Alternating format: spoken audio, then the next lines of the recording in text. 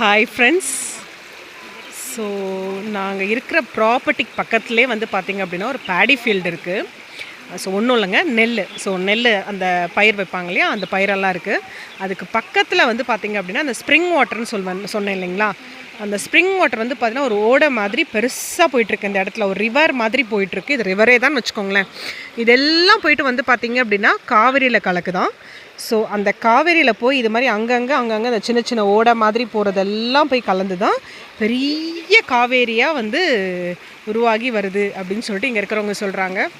செம்மையாக இருக்குங்க. ஸோ அப்படியே தண்ணி வந்து பார்த்திங்க அப்படின்னா சில்லுன்னு இருக்குது.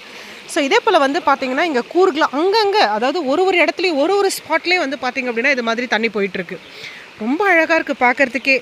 ஸோ அதாவது இந்த ஊரில் வந்து இங்கே இருந்துடலாமா அப்படின்லாம் தோணுது. ஸோ நாங்களே வந்து பார்த்திங்கன்னா இப்போ ப்ராப்பர்ட்டிலாம் விசாரிக்க ஆரம்பிச்சிட்டோம். செம்மையாக